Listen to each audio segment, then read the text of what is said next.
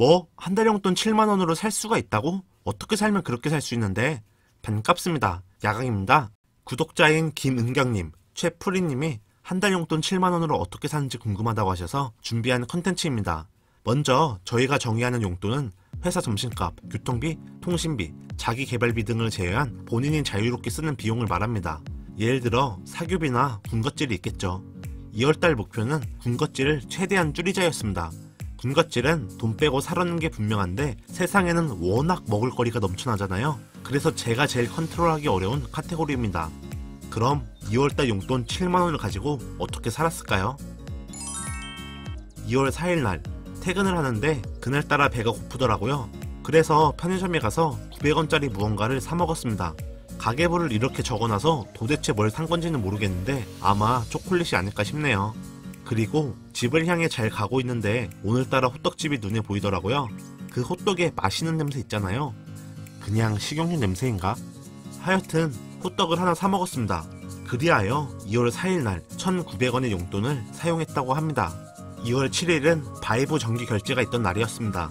이벤트가로 한 달 990원에 쏠쏠이 이용 중이에요. 2월 8일에는 은행 수수료로 1,300원을 썼습니다. 진짜 생겨서는 안 될 은행 수수료인데 여러분도 은행 수수료는 돈을 공중에 뿌리는 것 같지 않나요?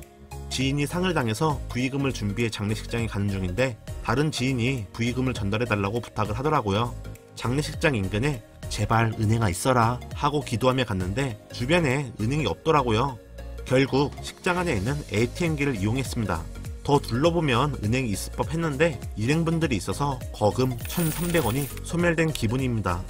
2월 11일은 아주 역사적인 날이었습니다. 제 버킷리스트 중에 하나가 자녀랑 임장을 다니는 건데요. 이날 만 0세짜리 아들하고 임장을 다녔습니다. 장모님하고 와이프가 집을 정리해야 한다고 아이를 혼자 봐야 되는 상황이라 유모차를 태우고 3시간 동안 동네 한 바퀴를 크게 돌았죠. 말은 임장인데 사실은 호객론으로 부동산 시세 체크하며 산책한 거죠. 그렇게 산책을 하다 보니 어느새 점심시간이 지났더라고요. 그래서 편의점에 가서 빵과 커피를 사 먹어 3,600원을 썼네요. 이마트24 발견하고 머지포인트 쓸 생각에 신났는데 해당 점포는 안 된다고 해서 금무록 했었네요. 2월 15일 또 퇴근길이 문제였습니다. 동네에 아이스크림을 4개에 1,000원 주고 살 수 있는 마트가 있거든요. 그래서 참새가 방앗간 가듯이 아주 자연스럽게 아이스크림을 구매했습니다. 지역화폐 카드 사용해서 900원 비용이 들었네요. 2월 18일은 저녁 약속이 있었는데요. 하필 메뉴가 제가 못 먹거나 먹으면 돈 준다 해도 안 먹는 것이라 음식을 앞에 두고 수련을 했습니다. 약속이 끝나니 8시가 넘어가더라고요. 배는 고픈데 집까지 가려면 1시간 반이 걸려서 생존을 위해 로아커 과자를 샀습니다. 1+1 하는 로아커 2개를 사는데 1,500원이 들었네요. 2월 21일은 정말 날씨가 좋았던 날이에요. 와이프와 산책을 하며 아를 사 먹었고 지역화폐를 사용해 1,350원 비용이 들었습니다. 평소에는 카페 테이크아웃 할 바에 카누를 타서 마시는데 이날은 날씨와 기분이 좋아서 커피를 구매했어요. 역시 소비는 감정에 따라 크게 달라지는 것 같습니다. 저는 특히 기분이 나쁠 때보다 좋을 때 충동 소비를 더 하는 것 같아요. 여러분은 어떨 때 충동 소비를 하는 편인가요? 댓글로 알려주세요. 같이 충동 소비를 줄이는 방법을 연구해 봅시다. 참고로 저는 지난 영상에서 말했듯이 퇴근길에 충동 소비가 잦은 편이에요. 그래서 지하철에서 내려 집까지 가는 길에 복리의 마법을 생각하며 의식적으로 돈을 안 쓰려고 노력 중입니다. 지금 지출하는 1,000원은 몇 년 뒤에 2,000원이 되어 있다. 2월 23일 어디를 가던 중 트럭에서 생과자를 파는 거였어요. 한 봉지에 3,000원이었으면 유혹의 덫을 잘 피해 갔을 텐데 사장님 마케팅 능력이 출중해서 그런지 양을 줄여 한 봉지에 1,000원씩 팔더라고요.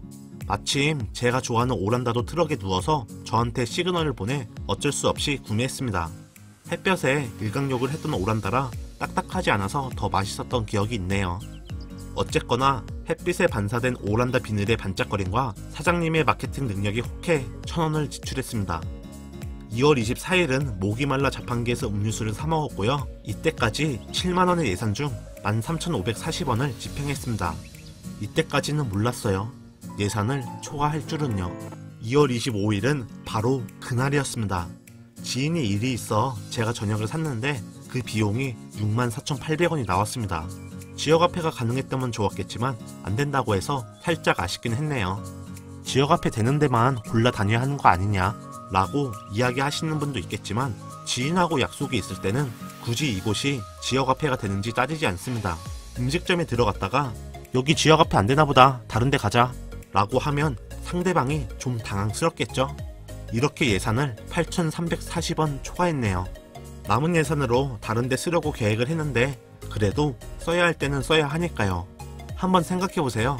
한 달 용돈이 7만원이고 예산이 56,450원 남았다고 그만큼만 저녁을 사겠다는 것도 웃기잖아요.